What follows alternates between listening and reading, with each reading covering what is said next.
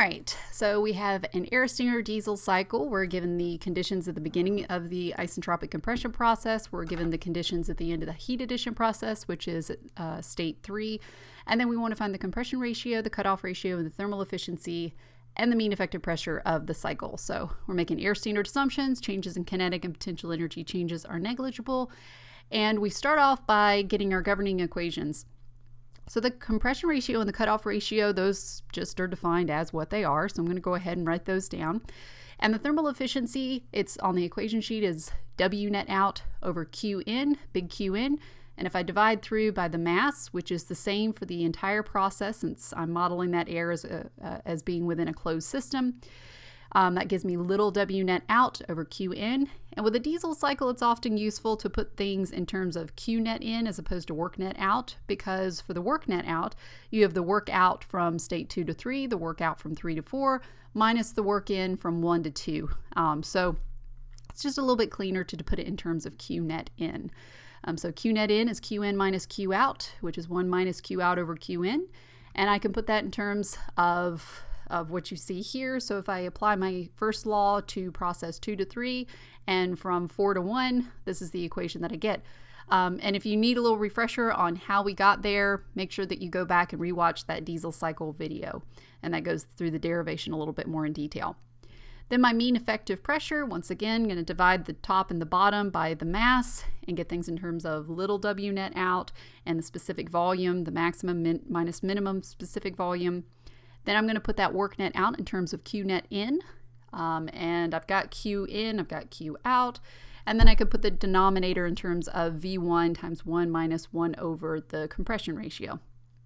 All right, so those are my governing equations. Now I just need to go through and solve for each one of my states. So if I look at those governing equations, I see that I need to get my specific volume at state 1, so that just requires me to apply the ideal gas law. And if I plug things in, I end up getting 0.906316 meters cubed per kilogram. I also, if I look at my governing equation, I need the internal energy at state 1. And that just requires me to go to my ideal air tables and read off at 300 Kelvin what the internal energy is. Now I'm ready to go on to state 2. So if I look at my governing equations, it looks like I need to know the specific volume at state 2. I'm going to kind of skip over that right now, but I also need the H value at state 2. So my first thought might be, well, I'll just apply an isentropic relationship, and that's perfectly fine. I can apply an isentropic relationship.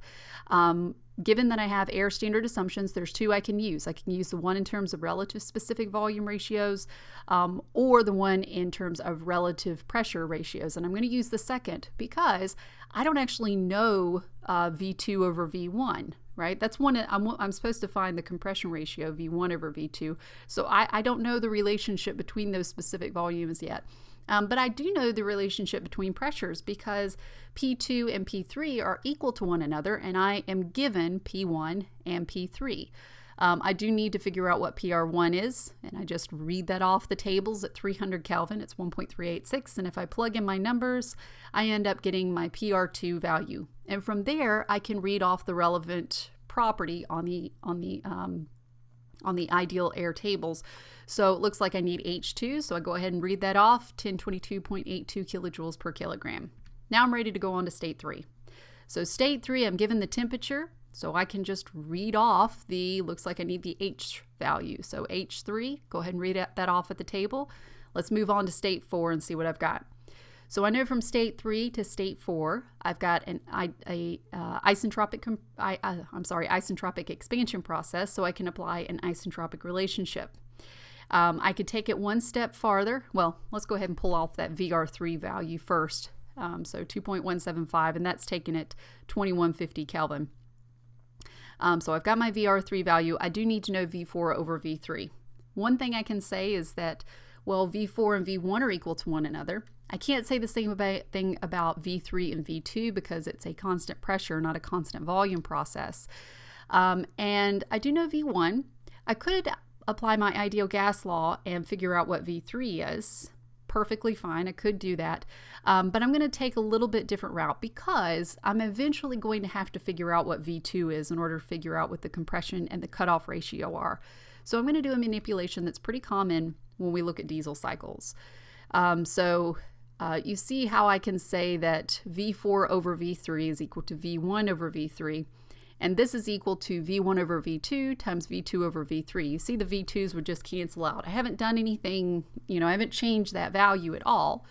But I've put it now in terms of the compression ratio, which is V1 over V2, and 1 over the cutoff ratio, which is V2 over V3. And those two things are something that I'm going to have to calculate. So let's handle each one of those. So V1 over V2, I can get that by applying an isentropic relationship between states 1 and states 2. So VR1, I can pull that off at 300 Kelvin. I'm given that temperature. And VR2, I'd already calculated PR2, so I could just pull that off the table, and I get 23.18. Then I look at V2 over V3.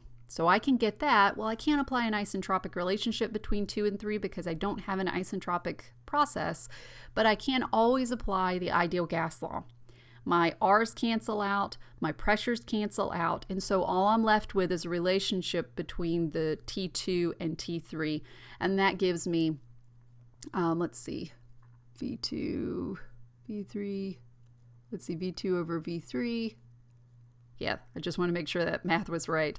So V2 over V3 is equal to 1 over the compression ratio, which is 0.4555, which means I now have, if I take the inverse of that, that would give me the cutoff ratio.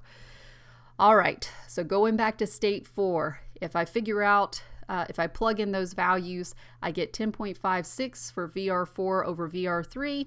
And if I plug in VR3, or multiply that by VR3, I get VR4. And in my ideal air tables at VR4, I can read off the value that I need, which is U4. Once again, I'm going to need to interpolate.